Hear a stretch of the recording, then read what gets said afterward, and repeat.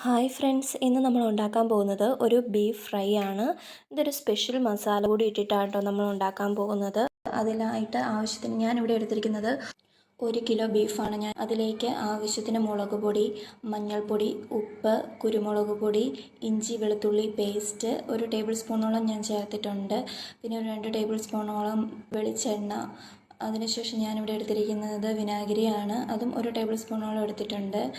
അതിനുശേഷം ഞാൻ മീറ്റ് മസാലയാണ് ഉപയോഗിക്കുന്നത്. മീറ്റ് മസാല ഒരു 2 ടേബിൾ സ്പൂണോളം ഉപയോഗിക്കുന്നുണ്ട്. കൈവച്ച് നന്നായി ഇളക്കി യോജിപ്പിച്ചതിന് ശേഷം നമ്മൾ വെള്ളം ഒഴിക്കുന്നില്ല, ഓൾറെഡി ബീഫിനകത്തുനിന്ന് തന്നെ വെള്ളം ഇറങ്ങുന്നതാണ്. അതിനുശേഷം നമ്മൾ കുക്കറിലൊരു 3 വിസിൽ അടുപ്പിക്കുന്നുണ്ട്.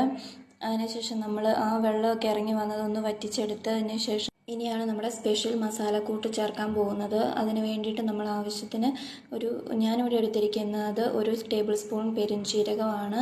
അതൊന്ന് ചതച്ച്, കറിവേപ്പില, ഗരം മസാലപ്പൊടി, ഒരു 2 ടേബിൾ സ്പൂൺ കോൺഫ്ലവർ എല്ലാം കൂടി ഒന്ന് മിക്സ് ചെയ്ത് നന്നായിട്ട് ഞാൻ കൈവച്ച് തന്നെയാണ് ഇളക്കി യോജിപ്പിച്ചതിന് ശേഷം 30 മിനിറ്റോളം റെസ്റ്റ് ചെയ്യാൻ വെക്കുന്നുണ്ട്. 30 മിനിറ്റോളം റെസ്റ്റ് ചെയ്യാൻ വെച്ചതിന് ശേഷം പാൻ ചൂടാകുമ്പോഴേക്കും ഫ്രൈ ചെയ്യാനുള്ള ഓയിൽ ഒഴിച്ചു കൊടുക്കുക. അതിലേക്ക് നമ്മൾ 1 കപ്പ് ചെറിയുള്ളിയാണ് ചേർക്കുന്നത്. അതിനുശേഷം നമ്മൾ 1 ടേബിൾ സ്പൂൺ ഇഞ്ചി വെളുത്തുള്ളി പേസ്റ്റ് ചേർക്കുന്നുണ്ട്.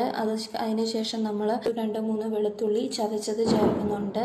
പിന്നീട് നമ്മൾ കറിവേപ്പിലയാണ് ചേർത്ത് കൊടുക്കുന്നത്. കറിവേപ്പില എല്ലാം കൂടെ ചേർത്തൊന്ന് നന്നായി ഇളക്കി യോജിപ്പിച്ചതിന് ശേഷം ആ ഉള്ളിയൊക്കെ ഒന്ന് വഴണ്ട് വരുമ്പോഴേക്കും ചെയ്യാനായി മാറ്റി വെച്ചിരുന്ന ബീഫ് നമുക്ക് പാനിലേക്ക് ഇട്ടിട്ട് നന്നായി ഒന്ന് ഇളക്കി യോജിപ്പിച്ചെടുക്കാം.